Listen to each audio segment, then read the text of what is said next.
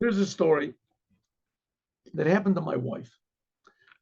This happened to my wife, must have been about 40 years ago. Oh, something like that.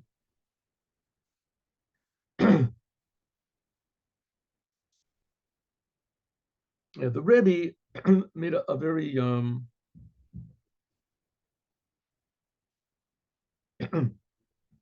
put a tremendous effort on Mihu Yehudi. Mihu Yehudi is who is a Jew. This is probably the low point in Judaism ever. Never such a low point as this. That the state of Israel declared that a Jew is whatever the state says is a Jew. If you have a Jewish father, you're a Jew. If you have a Reform conversion, you're a Jew. This, says the Rebbe, is the lowest point of Judaism and is a direct, open war against God. Why? Because if you change the definition of what a Jew is, then that destroys the Jewish people. A Jew, according to what we're learning in Chassidut, has a natural love of God. The soul composition of a Jew is different than a non-Jew. A Jew has a love of God and would give his life for even one commandment of the Torah. That's a Jew. A non-Jew can have an appreciation of God, but not insane self-sacrifice for God. How do we know who a Jew is? If your mother was a Jew, or if you were converted according to the laws of the Shulchan Aruch. The Shulchan Aruch is the Jewish law book. A person has to accept on himself all of the laws of the Torah, and the person has to accept all the punishments and the prohibitions of the Torah. Okay. And so the government of Israel, they made a special thing that, no, they changed the law. There was some guy, he married a non-Jewish woman, and she had an improper conversion, and then the children, he wanted to make them Jewish, he wanted them to get citizenship in Israel, the whole big mishmash. And in the end, for this person, individual, I mean, this is a parenthetical statement, it was just a tragedy for him. He got divorced from the woman, and he died like an alcoholic or something like that. But that's the side thing. But the law still remains, even to this day.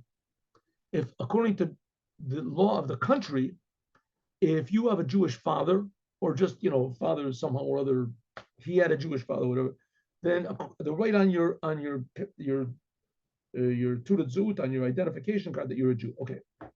Anyway, the Rebbe was very, very, very, how do you say, pained by this. And they say the Rebbe's wife said that since they passed this law, the Rebbe did not sleep in a bed. Was not able to sleep. That's what they say.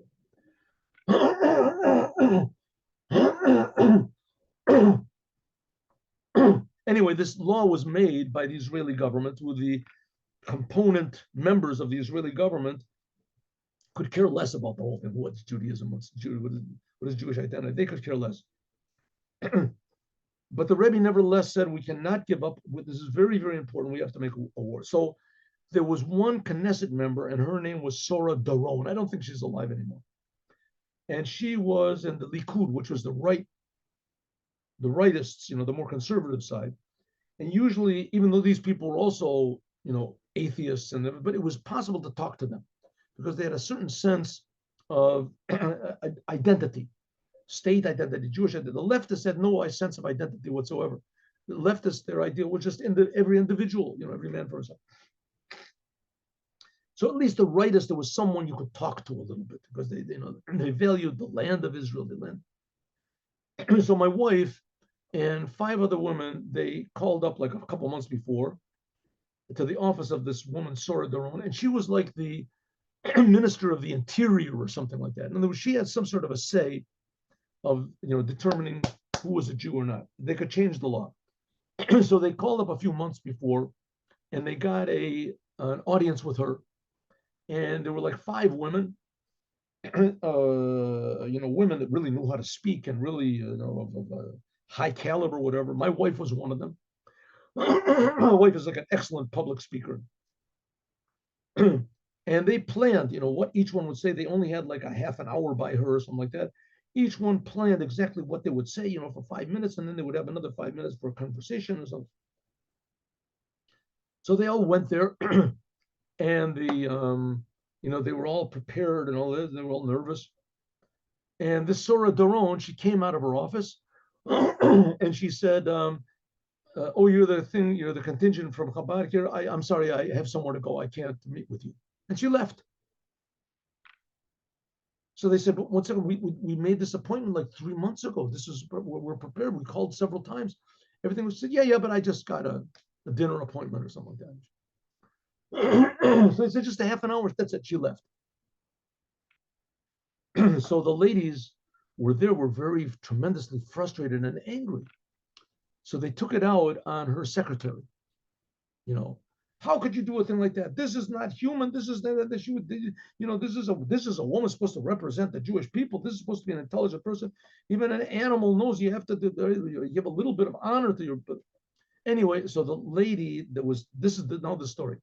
The secretary, she said, you don't have to yell at me. I know who the Rebbe is. I know Lubavitcher Rebbe. Lubavitcher Rebbe, he's the Moshiach. So they looked at her. This lady, she was also not religious, at all. She was not dressed religious, and so they said, "Where'd you get that from? Are they trying to make fun of us?" She said, "No, no, no, no. The Lubavitcher Rebbe, he's the Moshiach. He saved my life." And so they said, "You want me to tell you?" They said, "Yeah, we got nothing to do. We're here for half an hour. We prepared everything, so at least we'll listen." So she said, the secretary, she said that before she got the job here as being a secretary, she went to California to have a good time. She has friends in California. And there was supposed to be some sort of a big party somewhere in, near Las Vegas or in Nevada, somewhere. Anyway, there was supposed to be this big party. So she leaves wherever I guess Los Angeles, anyway, wherever she is in California. And she's driving with her car.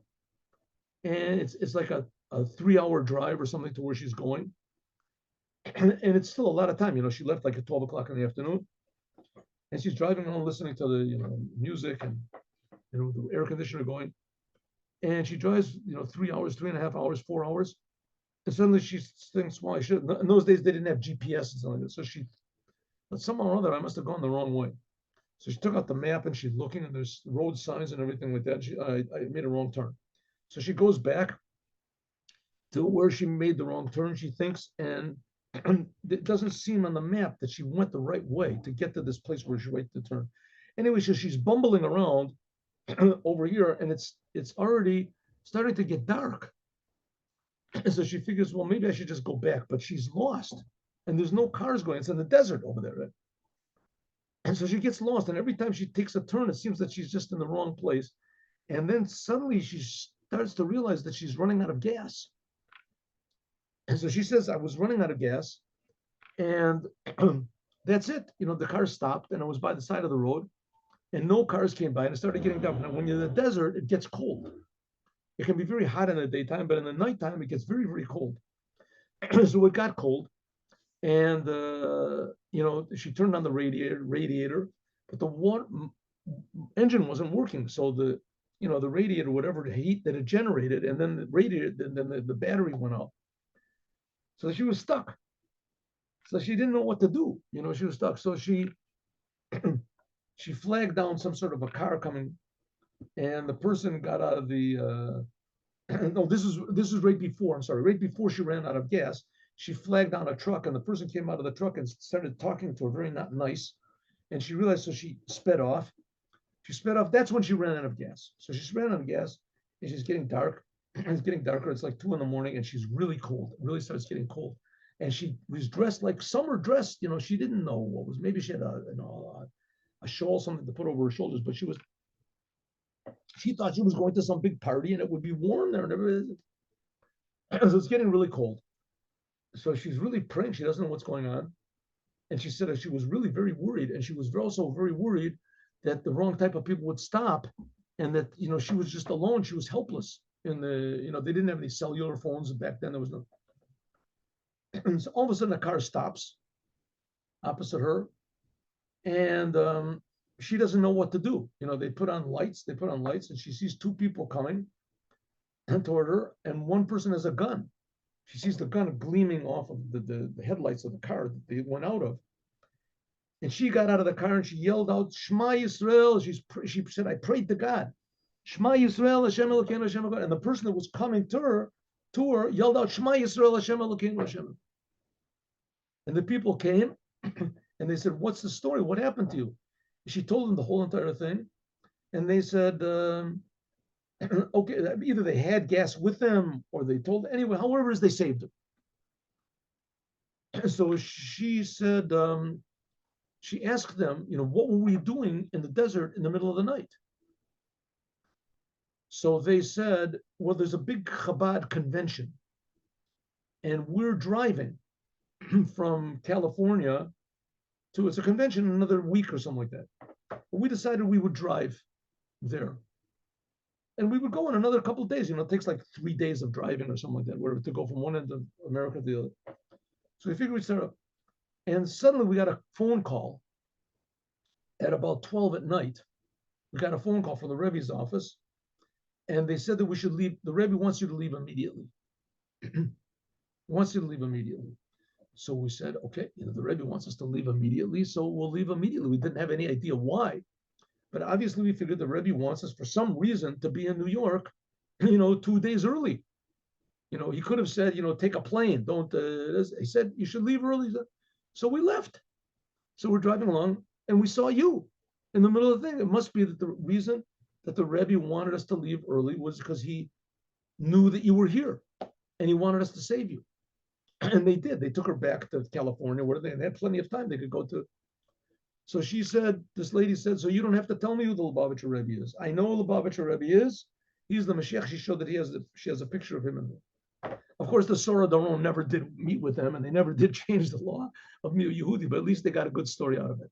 Have a good day with Moshiach now. See you all tomorrow at 8:15.